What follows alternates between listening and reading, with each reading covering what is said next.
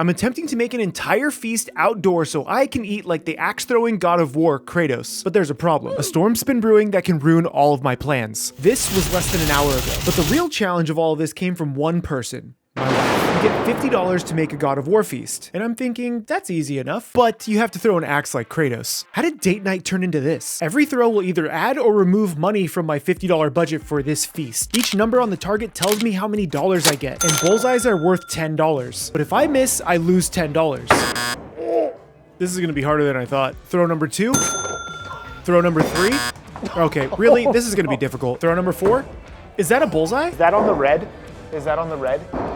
Oh yeah. That's on the red? That's in the red. I was honestly getting a little worried, and now for throw number 5, I have some confidence. And with that, I have $46 to spend on this feast. Now let's head back to the lab and find out exactly what Kratos needs to eat. And for today's research, I'm using today's sponsor, Opera GX. Opera GX is the most customizable browser in the history of browsers. One of my favorite things, honestly, are these like living and moving wallpapers. It's as simple as this to change your entire theme. You go to the top right corner, you click on this settings button, you go to get more wallpapers, and then you basically type in whatever your heart desires. So I typed in Spirited Away, and look at this gorgeous backdrop we found. These animated wallpaper and backgrounds are actually submitted by users, so make sure you submit your own. Maybe I'll be able to put it on my backdrop. But possibly my favorite feature is the video pop-out mode, because when I'm listening to AMVs, I can hit the video pop-out button and it just goes to the corner of my screen and it continues playing. Use that pop-out player to continue playing whatever you're watching when you go over to the sidebar and click on your Twitter scroll to find out that Attack on Titan actually released today. And if you're into free games and anime news, make sure you check out the GX Corner. This is just filled with daily news and daily deals for your favorite anime, video games, anime news, video games in general. There's so much here. Make sure you download Opera GX at the link down below. You get that for free with all of the cool things that it comes with. Thank you again to Opera GX for sponsoring today's video. Now we have some work to do, my friends. Now, according to legend, Kratos is over 1,000 years old. He's also apparently 240 pounds. So if we put that into our calculator, we're gonna get some weird answer. He's also 6'4". He is a very large god human. We're gonna say moderate exercise, maintain his weight. He doesn't really care whether or not he gains, he just wants to smash. Get that out of your head. Is this even gonna calculate? Is this gonna give me 1,000? Nope. We're gonna say Kratos is 40 years old. He's a Chad dad. With that, we get this information. He needs 188 grams of protein, 410 grams of carbs, 87 grams of fat, and around 3,000 calories. So now we have to come up with a full-on menu to feed him on this amount. I think we can do it. But if I want to eat like a Spartan, I have to train like a Spartan. So for today's session, I'm taking a page out of the movie 300. Since Kratos is a Spartan himself, I felt like this was the best fit. I'm going to attempt to do the exact workout that the actors from the movie 300 did. Also, this helps me kill some time so the weather can settle down a little bit. Now, this workout is no joke. You have to start off with 25 pull-ups followed by 50 deadlifts, making sure you do everything one right after the other. Then 50 push-ups right after the deadlifts, 50 box jumps right after the push-ups. These really started to wear me out. After the box jumps, I had to do these really bad floor wiper things that I probably did wrong. Then 50 kettlebell clean and presses, followed by 25 more pull-ups. By the end of this, I was absolutely gassed, and that's when I got a call from my wife saying she invited 2 more people over for dinner, and now I have to cook for 4. With my budget cut in half, there's only one place to shop, and that is Winco. I am going to be attempting to cook this outside, so I had to spend $4 just on firewood, and then we made our way into the beautiful produce section that is Winco. These onions were 68 cents a pound. Garlic, this was 68 cents each. This acorn squash was actually not too expensive at $1.28 per pound. I got a whole bag of carrots, realized that they actually had bulk carrots, so I put the other carrots back and I grabbed bulk carrots instead because it's way cheaper. Then I found some really beautiful apples that I think we can use for one of the dishes. I put the other acorn squash back, grabbed the cheaper acorn squash, grabbed a couple of red potatoes that we're going to be using for something. Those were really cheap. Grabbed some Idaho potatoes because those were cheap as well. Maybe we can utilize those. Grabbed a couple of golden yams. These are really delicious. And then I splurged on some fennel because I thought that was really nice. I also picked up a couple of red beets because these seemed really cheap. And then I made my way to the mecca of spices. This is all bulk spices. I grabbed what I needed, which looks really sus, and this only cost about $1.50. I also needed some proteins, but they were a little bit expensive here, so I made my way to a local butcher. So I very much lucked out at a local place called Ebner Meats, and they gave me 1.5 pounds of pork shoulder that was already chopped up for $6. So go find your local butchers, they'll hook you up. I was able to spend a little bit of money on some steelhead that I'm going to need for one of the dishes because I thought let's splurge just a bit. So I made my way home with grocery in hand, hoping that the storm would subside while we make this God of War feast. With clouds on the horizon, I don't think I have much time to do this. Now, when I had gone shopping earlier, I very much had in mind as to what I wanted to make. We're gonna be starting with the realm of Midgard, which technically is the humans. And so, I was trying to be cheeky. These are the people of the earth, so I'm mostly using root vegetables for the human dish. My goal here is to make sure that I cut up all of my root vegetables the same size so they cook evenly. Sweet potato, done. Look, nice and chunky. You don't want them too big. It'll take forever if they're too big. I'm doing the same thing with my onion to make sure that I have the same size as well as this acorn squash. I'm making sure I remove all the seeds from my acorn squash and also keeping all the skin on the squash because you can eat this. Acorn squash takes a bit longer to cook, so I'm cutting it just a little smaller. Acorn squash, done. This is actually quite a bit of vegetables. You guys saw how much we paid for this. Like, look, I haven't even chopped up the rest of it and it's so much food already. And I still have to cut the red beets. Here's the thing about red beets. You have to remember you ate them. Ask your parents about that one. I'm making sure I peel all of the red beets really clean and then dice these up into about the same size as everything else. No! Oh God, oh God. Beets everywhere. Beets down. These are ready to go. In addition to the red beets, I'm also going to be using just a bit of garlic for this. Midgard is done prepping. We gotta prep the other two. Now for Jotunheim, and I really hope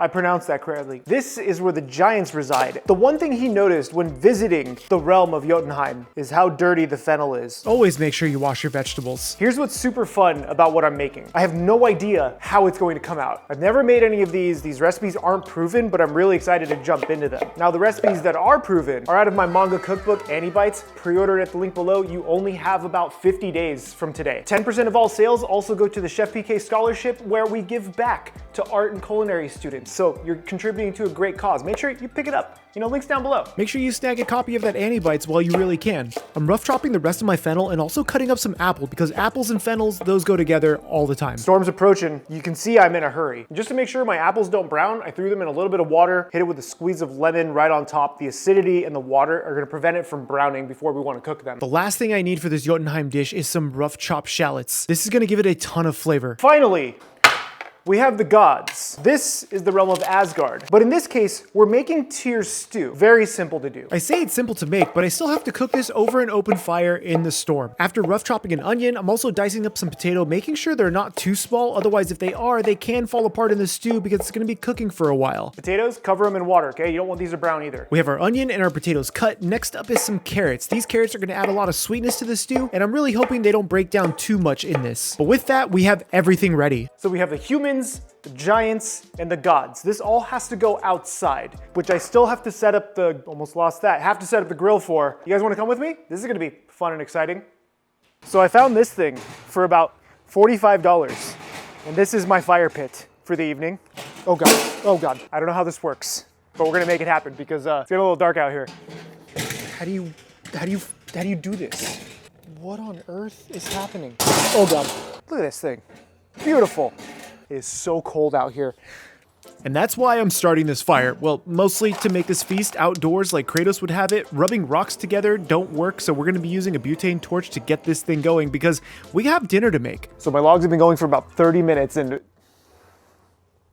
they're not lighting, and I've used quite a bit of starter fluid and Everclear. Keep this between you and I, but we're just gonna use a little charcoal. The sun has given us its blessing. The fire is almost ready. I have to get this started. The sun coming out has me really excited, so I'm gonna start with Tyr's stew. I'm putting in some animal fat into my beautiful crock pot, throwing some Everclear onto the fire because that's fun, and then seasoning my pork with quite a bit of flour. This is going to help thicken up my stew later. I'm throwing this directly into the pot and giving it a nice stir, making sure that that pork is beautifully covered with all of that animal fat, and then throwing the lid back on it. And after a few minutes, it looked like the pork absorbed all that animal fat, so now I'm throwing in my carrots, my garlic, and all of my onions straight into the pot. I'm trying to bring up all the stuff from the bottom because it is super hot down there from actually putting it directly over those charcoals. This stew is starting to smell amazing. I'm pretty happy with myself right now. I can't feel my eyebrows, but I'm pretty happy with myself. Since we're big fans of Renaissance fairs, of course, I have drinking horns.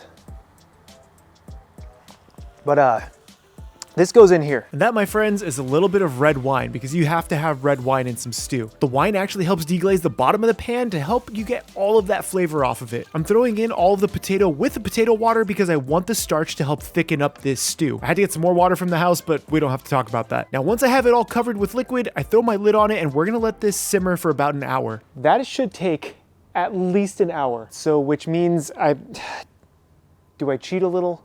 Do I make the other ones inside? I don't know. Yep, we're gonna cheat a little bit. We have to utilize this for the fish. This stew has been going for just about an hour, but I need that charcoal. We're gonna still, it's not really cheating, okay? I'm just gonna let it sit on the stove. Now with the stew hanging out here, we gotta go back outside and start the fish, so that's ready when everything else is. The fish I'm actually cooking in this beautiful paella pan with a ton of butter because this is gonna be amazing. Onto that butter, I'm throwing in all of my apples, my fennel, a bunch of garlic, and some shallot. I'm cooking this down, just enjoying the sounds of everything. And then I'm coating my fish with this Jotunheim spice. Again, this comes from my friend Vicky's God of War book. I made myself a little area for the fish to lay and I'm putting it spice side down to sear for just a few minutes. And while that fish is cooking, I have to run back inside again. But if we want to eat dinner sometime today, I gotta take some shortcuts. Stew is done, fish is working. Let's start finishing these vegetables. On the vegetables, I'm throwing on some Spartan spice with some melted butter, giving this a beautiful toss. Did I say the Spartan spice also came from Vicky's book? It's a fantastic book. Throwing all the vegetables onto a sheet tray and then roasting it at 400 degrees Fahrenheit. Now the red beets, I'm coating with just salt and a bit of animal fat, and I'm cooking this on a separate sheet tray so it doesn't bleed over anything. And that's also gonna cook for about 15 minutes. Now back outside to this fish. I can't let this fish cook too long on its flesh side because it might overcook. So I'm going to give it a nice little flip, take all of the tops of that fennel, then place the fish very carefully on top of the fennel. And we're gonna let this steam for around 10 minutes until that fish is beautifully tender. And this, my friends, this is ready to feast on. Thank you to the sun god, whoever you might be, for not raining on me today. Let's have a feast, shall we? How am I gonna, hold on. I gotta open the door. That looks amazing.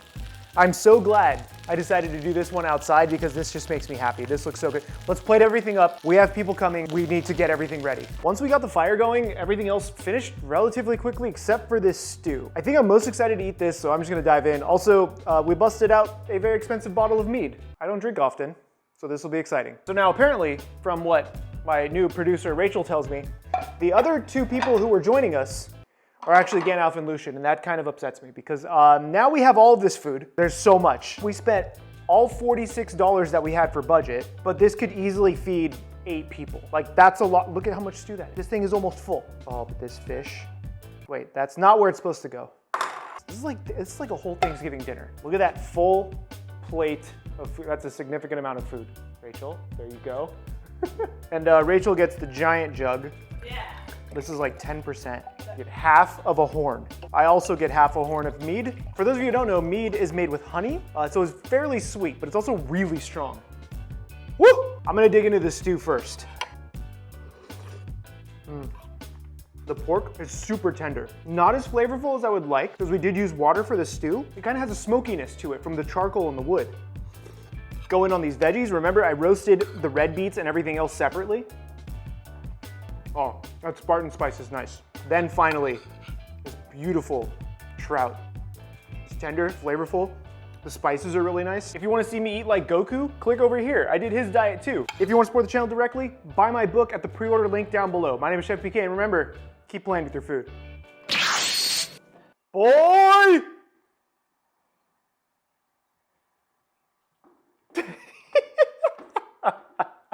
Good boy.